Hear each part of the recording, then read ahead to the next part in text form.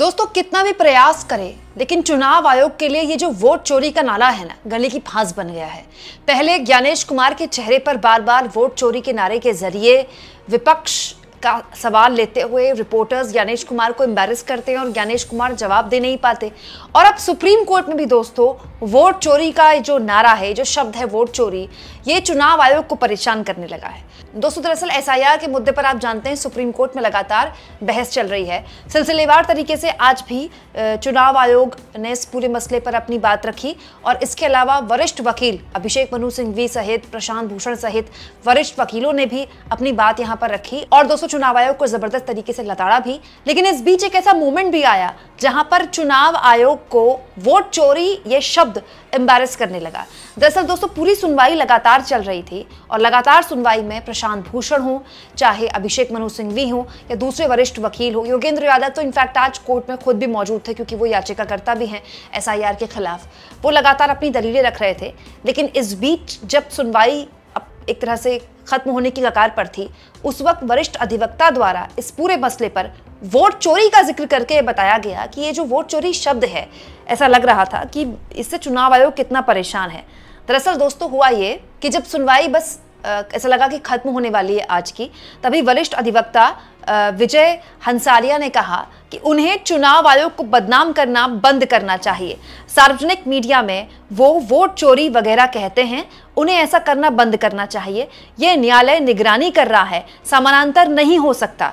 जो पक्ष ये आरोप लगा रहे हैं उनकी सुनवाई नहीं होनी चाहिए। दोस्तों इस पूरे मामले में हंसारिया ने यह भी अनुरोध किया कि एसआईआर शुरू करने का, मतलब दूसरे राज्यों में भी एसआईआर शुरू करने का अनुरोध किया यहाँ पर सुप्रीम कोर्ट में चुनाव आयोग की तरफ से।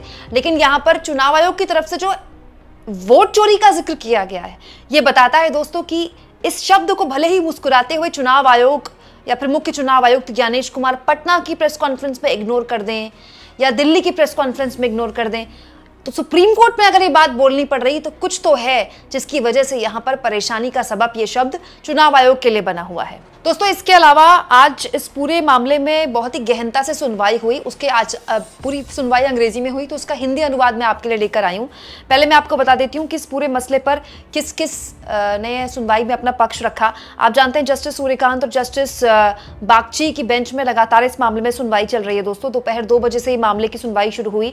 अभिषेक मनु सिंघवी, गोपाल शंकर नारायणन, इसके अलावा प्रशांत भूषण और वृंदा ग्रोवर, इन्होंने एसआईआर के खिलाफ जो याचिकाएं हैं उनका पक्ष रखा और योगेंद्र यादव खुद भी एक पिटिशनर के तौर पर यहाँ पर पेश हुए आज। और senior advocate Rakesh Dwivedi election commission का यहाँ पर पक्ष रखते हुए दिखाई दिए। और प्रशांत भूषण ने दोपहर 2 बजे के बाद बहस की शुरुआत करते हुए कहा, अंतिम सूची आने के बाद हम कुछ विश्लेषण कर पाए। हमने एसआईआर के लिए चुनाव आयोग के 2003 के दिशा निर्देश देखे और 2016 के एक और दिशा निर्देश जिसमें फर्जी मतदाताओं को हटाने के तरीके वगैरह बताए गए। हमें अभी लिखित प्रस्तुतियां सौंपी हैं, उन पर चर्चा करने से पहले मैं चाहता हूं कि माननीय सदस्य योगेंद्र यादव को 10 मिनट का समय दें ताकि वो एसआईआर के कारण महिलाओं, मुसलमानों आदि के अनुपाहित बहिष्कार के वास्तविक पृष्ठभूमि बता सकें। जस्टिस सूर्यकांत ने कहा, दोस्तों कोई दिक्कत नहीं, लेकिन आप आगे कैसे बढ़ना चाहते हैं एसआईआर की वैधता पर। दोस्तों उसके बाद प्रशांत भूषण ने कहा, मतदाता सूची को साफ करने की बजाय एसआईआर ने समस्या को और बढ़ा दिया है। पारदर्शिता का पूर्ण अभाव है। जब आपने उन्हें यानी कि सुप्रीम कोर्ट ने चुनाव आयोग को 65 लाख नामों की सूची देने के लिए मजबूर किया, तब भी उन्होंने आपत्तियों के कारण हटाए गए 3.66 लाख यानी कि 3,66,000 मतदाताओं की सूची नहीं दी।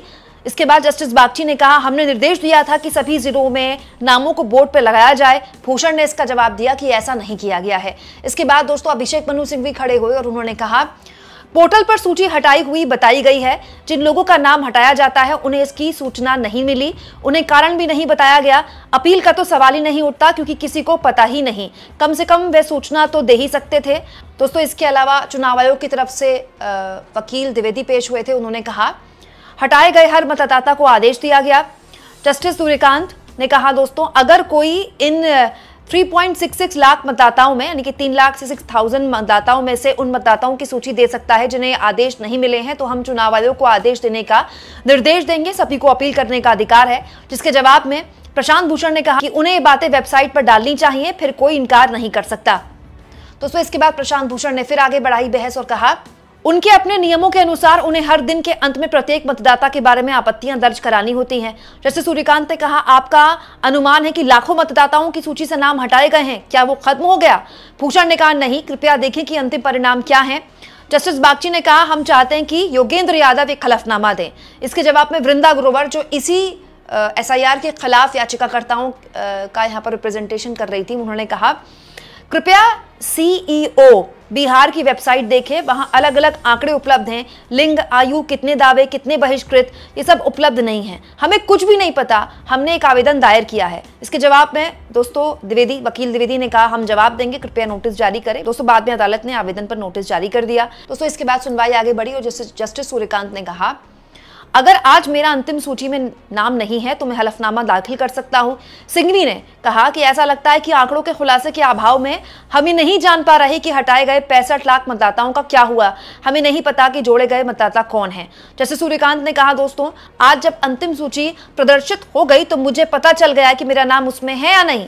हमें कोई संभावित उदाहरण चाहिए। सिंघवी ने कहा, चुनाव आयोग ये क्यों नहीं बता सकता कि हटाए गए 65 लाख मतदाताओं यानी कि ड्राफ्ट सूची में से कितने अंतिम सूची में बचे हैं। दोस्तों इसके बाद चुनाव आयोग की तरफ से कहा गया, अंतिम सूची अधिसूचित कर दी गई है, ड्राफ्ट सूची भी उपलब्ध है, तुलना करने पर ही पता चल जाएगा कि कैसे हटाया गया। आज तक किसी भी याचिकाकर्ता ने अंतिम सूची को चुनौती देने के लिए अपनी याचिका में संशोधन नहीं किया है। इसके बाद जो दोस्तों चुनाव आयोग द्वारा कहा गया कोर्ट में, वो बड़ा गंभीर विषय है। चुनाव आयोग ने कहा, आज तक किसी ने भी चुनाव आयोग में शिकायत दर्ज नहीं कराई। ये सब दिल्ली और ADR के लोग हैं, इनका चुनाव से कोई लेना देना नहीं है। अधिनियम के तहत निर्धारित समय सारणी के अनुसार 2 चरण में चुनाव तय है। इसे राज्यपाल द्वारा अधिसूचित किया जाना है, हमें समय देना होगा। इस स्तर पर पूरा चुनाव आयोग और उनका स्टाफ ये सुनिश्चित करने के लिए आगे बढ़ेगा कोई भी अन्य गतिविधि, कोई भी अपील दायर ना हो। दोस्तों तो सुप्रीम कोर्ट के समक्ष साफ तौर पर चुनाव आयोग ने कहा कि ये जो आपत्तियां हैं दिल्ली में बैठे ADR और इन वकीलों को ही है, बिहार में तो किसी को कोई आपत्ति नहीं है। और बिहार में जो शेड्यूल है चुनाव का वो जारी कर दिया गया है, अब हम इसके आगे बढ़ना चाहते हैं। दोस्तों इसके बाद वकील द्विवेदी ने बोला, माननीय सदस्यों ने चुनाव के इस चरण में हस्तक्षेप को नापसंद किया है, जिसके जवाब में जस्टिस बागची ने कहा, आप हमारी बात से सहमत होंगे। पारदर्शिता और पहुंच का स्तर, ऐसा लगता है कि 65 लाख लोगों के नाम हटाए गए हैं। आपने प्रकाशन किया और हमने कहा कि जो भी मृत या ट्रांसफर हो गए हैं वो ठीक है, लेकिन अगर आप किसी को हटा रहे हैं तो नियम 21 और मानक संचालन प्रक्रिया का पालन करें। हमने ये भी कहा है कि जो भी हटाए गए हैं उनका डेटा अपने निर्वाचन कार्यालय में जमा करें। अंतिम सूची का आकलन प्रतीत होता है। सामान्य लोकतांत्रिक प्रक्रिया में भ्रम है कि जोड़े गए नामों की पहचान क्या है, क्या वे हटाए गए नाम हैं या फिर नए। इसके जवाब में द्विवेदी ने कहा कि मोस्टली जो नाम है वो सब नए मतदाता हैं, नए जोड़े हुए नाम हैं। दोस्तों इसके बाद जस्टिस बागची ने सुनवाई को आगे बढ़ाया और कहा कि यह आपके द्वारा शुरू की गई चुनावी प्रक्रिया के समर्थन में है ताकि विश्वास और मजबूत हो। प्रशांत भूषण सामने आए, उन्होंने कहा कि इसे प्लीज कल के लिए तय करें। द्विवेदी ने कहा, तब चुनाव आयोग की तरफ से कहा गया कि पहले उन्हें हलफनामा दाखिल करना चाहिए। जस्टिस सूर्यकांत ने कहा कि प्रभावित लोग कहाँ हैं। प्रशांत भूषण ने कहा कि मैं 100 ला सकता हूँ, आप बताइए आपको कितने लोग देखने हैं, मतलब सुप्रीम कोर्ट से कहा। और इस पूरे मुद्दे को लगातार आगे उसके बाद सुनवाई में बढ़ाया गया और अब नई तारीख सुनवाई के लिए दे दी गई है, क्योंकि दोस्तों बिहार में इलेक्शंस की डेट अब आ चुकी है। ऐसा लगता नहीं है कि इस पूरे मसले पर सुप्रीम कोर्ट कोई फैसला देगा, क्योंकि अब प्रक्रिया ही शुरू हो गई है चुनाव की। लेकिन हाँ, इन चीज़ों से एक बात साफ होती है कि अभी तक सुनवाई में बहुत से ऐसे सवाल हैं जिसका जवाब SIR को लेकर चुनाव आयोग के पास सुप्रीम कोर्ट में अभी भी देना उतना आसान नहीं है। दूसरा, वोट चोरी का मुद्दा वाकई में सुप्रीम कोर्ट तक अगर जा रहा है तो कुछ तो है जिससे परेशानी काफी बढ़ गई है। आप इस मुद्दे पर क्या सोचते हैं, कमेंट बॉक्स में जरूर लिखें और जितना हो सके दोस्तों चैनल को शेयर भी करें और सब्सक्राइब भी।